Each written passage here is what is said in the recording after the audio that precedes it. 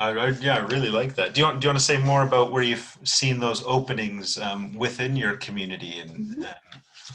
Well, so partly seeing them, partly is making them. So okay. that's the interesting bit. I think we have to go looking for them because we don't, because we're within the same four walls. We don't go out and we say, well, you randomly meet someone, it just, it's natural. So we have to make them, I think, when we're stuck like we are.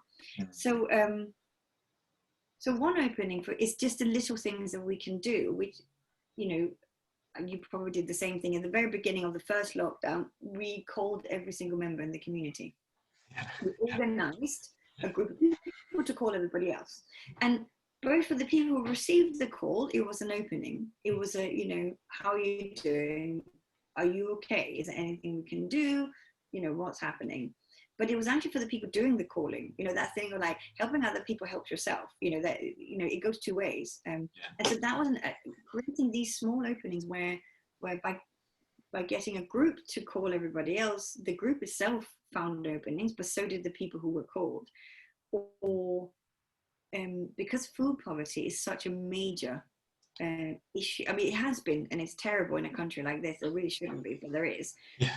It's gone much, much worse. Mm. And so we knew that there was a community group or a school in the other part of the borough who we already knew, and that they were already had a food bank. So we Okay. decided to do food solidarity, we called it, Mm.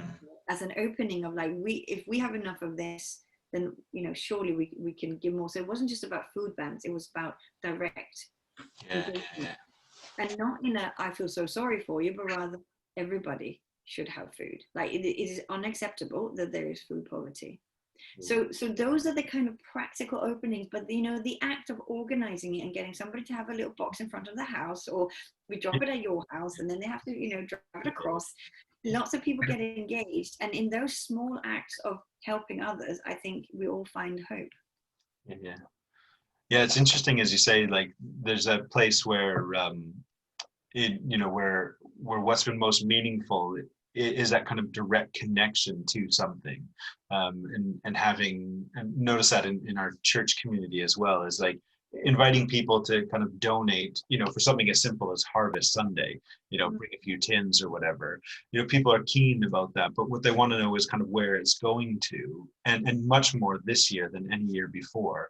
People were asking me, so where is this going to, and knowing that, as you say, we're not just doing this out of charity, to make us, feel better about this moment, or this is just habit. We do this every year in October, but actually to say that actually we recognize that there is a bit of systemic injustice that we can chip away at, and as you say, make that opening of hope both for ourselves, that we're doing something more meaningful than just a generic charitable contribution, but also too for the other people, saying that that in the midst of this we recognize, even in times where we're all feeling uncertain and often overwhelmed, there's still people kind of taking those practical steps, to kind of live out that opening of hope together.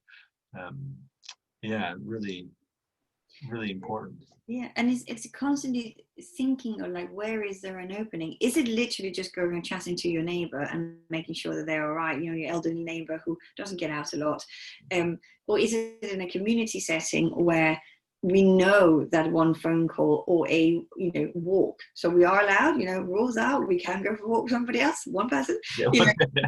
you know, forcing, again, making sure that we go out and do those walks if we're both well and everybody feels comfortable about it.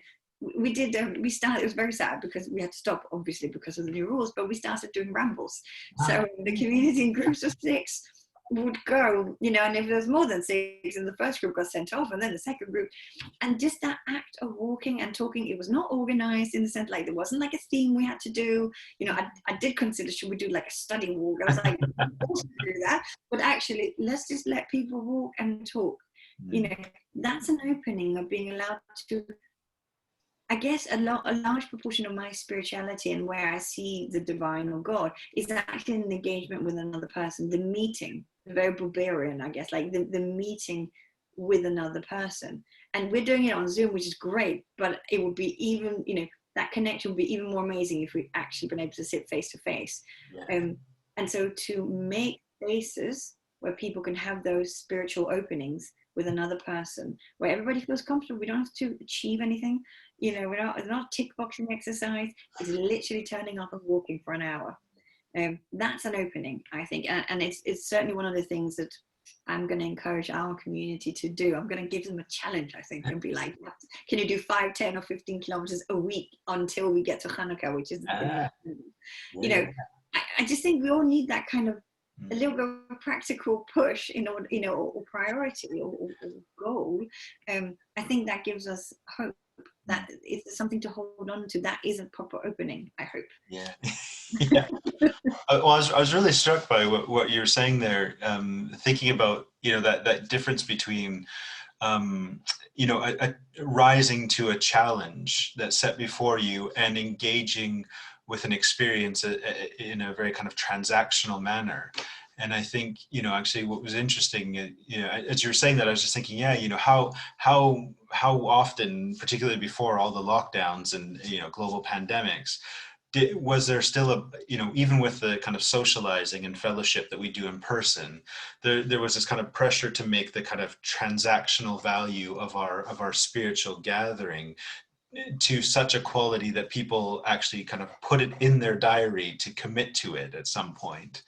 And actually recognizing that actually what we need to maybe do is have those kind of more moments of kind of challenging commitment, but that actually are removed from those spaces of kind of transactional values or systems, I guess, in that way, to have those times together. And I think you're right, that pressure it's like, okay, I've got 6 people together for the first time since March, so what can we do in that moment? And actually sometimes what you can do in that moment is just hold that space intentionally together, and recognize that it's that kind of coming together in fellowship that actually is that hopeful opening, and the essential opening, to where we actually connect with the divine, in our fellowship with each other. Yeah, I really like that. That's good. We have I can't remember who said this, but that you see the divine in the face of the other. Yeah. I love that bit. I think a lot of people can have a spiritual experience in nature. As somebody said, it's a bit of a freebie. It's quite easy. It's lovely, right? Yeah. But to have a spiritual experience not in nature necessarily, or certainly with other people, it can be harder. But there's something incredible about it when you really meet with another person. And it is that it is interesting. What is it about the fact that we're doing this, and it is brilliant. But again, I know had we been in the same room together, it's even more. There's something that you can't describe.